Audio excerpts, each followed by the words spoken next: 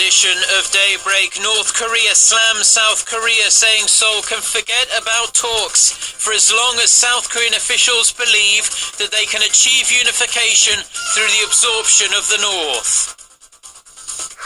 South Korea's presidential office, the government and the ruling party agree that the nation's minimum wage should be up to a suitable level, but they failed to agree upon a set amount.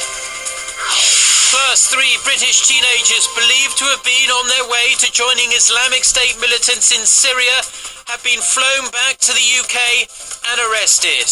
Daybreak begins now.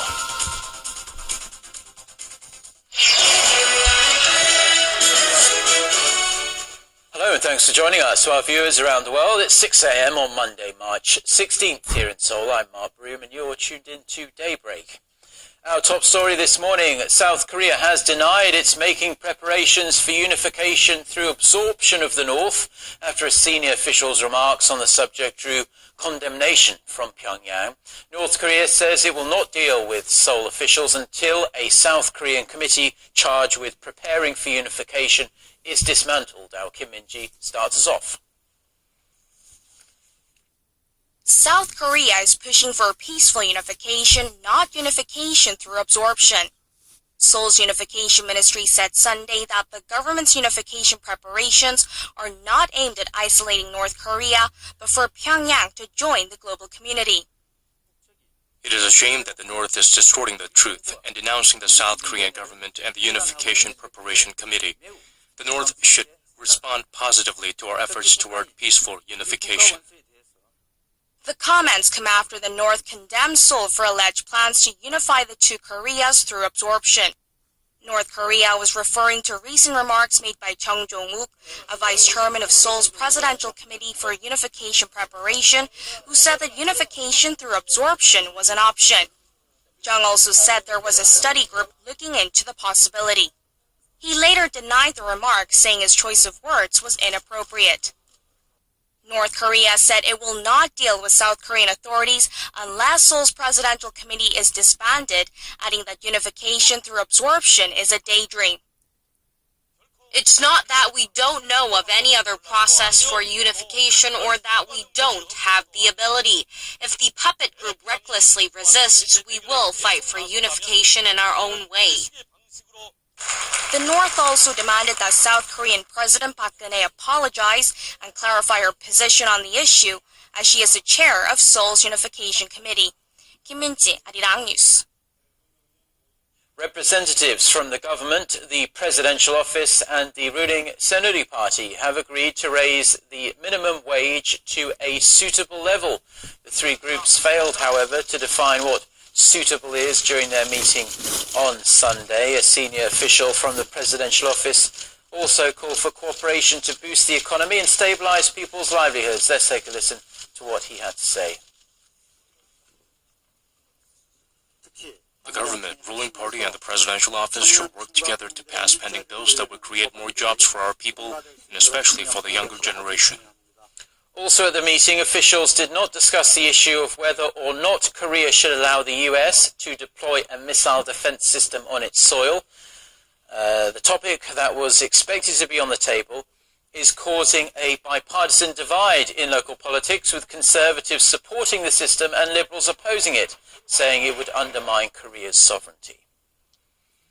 Final preparations are underway for Tuesday's planned meeting between President Park Geun-hye and the leaders of Korea's 2 main political parties. Officials say ruling Saenuri Party chairman Kim Woo-sung and Moon Jae-in, the chairman of the main opposition New Politics Alliance for Democracy, will discuss a wide range of state affairs with the president at the Blue House. They'll also talk about President Park's recent trip to the Middle East, as well as the economic livelihoods of the Korean people. Now, this idea for the meeting was brought up earlier this month when the 3 met briefly ahead of a ceremony for Korea's Independence Movement Day. The meeting comes at a sensitive time for the president, who has been struggling with low approval ratings and criticism about her leadership style. She also faces Moon Jae-in for the first time since she beat him in the 2012 presidential election. Now, U.S. Assistant Secretary of State Daniel Russell and China's Assistant Minister of Foreign Affairs Lao Jiangchao will both be in Korea this week for discussions on regional affairs and issues of mutual interest. Russell arrives on Monday for a 2-day visit. He's going to meet with senior officials, including South Korea's Deputy Foreign Minister Lee Kyung-soo. Now, the Chinese official's 4-day visit started yesterday on Sunday, and he is also going to meet with the same South Korean official. The Foreign Ministry official told Korea-based Yonhap News that the hottest topic of debate would be China's move to set up the Asia Infrastructure Investment Bank that's seen as a counterbalance to the US-Japan-led Asian Development Bank. The possible deployment of the THAAD US missile defense system to South Korea, which China opposes, is also expected to come up at the talks. Chinese Premier Li Keqiang says that if Japanese leaders could correct their view of the country's wartime past, it would open the way for growth in China-Japan relations. Speaking to reporters at a news conference in Beijing on Sunday, Li added that since this year marks the 70th anniversary of the end of World War II, China-Japan relations now face both a test and an opportunity. He went on to stress that it is the responsibility of national leaders to face up to their country's past. The Chinese premier says progress in this area could lay a firmer foundation for the development of bilateral trade and economic cooperation between the two countries.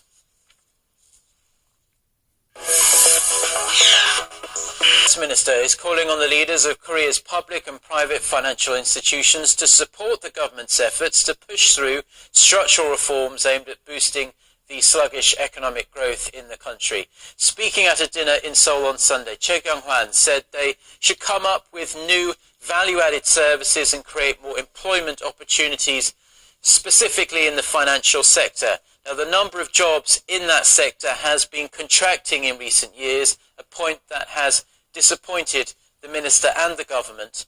Earlier this month, Chair said the sector was broken and can't even pay taxes because it's not making money.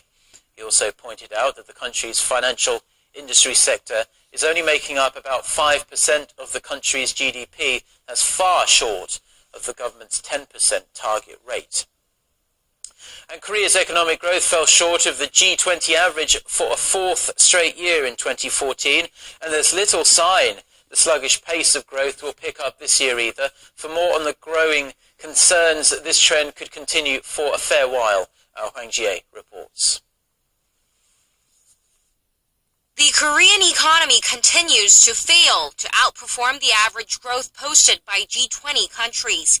Recent data from the OECD shows that Korea grew at a slower pace than the G20 average for a fourth straight year in 2014. That's the longest streak for Asia's fourth largest economy. In the years between 1999 and 2010, Korea fell short of the G20 average only 2 times, in 2003 and 2005. While the International Monetary Fund expects the Korean economy to grow faster this year than in 2014 by 3.7%, major economic data released so far this year shows that pace of growth might be hard to obtain. Korea's output, consumption, and exports were all down this year. The Bank of Korea recently cut its key interest rate to a historic low of 1.75% as a way of propping up the ailing economy. But the rate cut also points to a need for a trim of the central bank's new growth forecast for the economy this year, set to be released next month. The BOK currently expects the domestic economy to grow 3.4% this year. Now the attention is focused on the effects that the rate cut and the government's stimulus measures could have on boosting the domestic economy. A local research institute says the government's measures to prop up the economy will raise the country's growth rate by over 0.3 percentage points. Hwang Jie, Arirang News.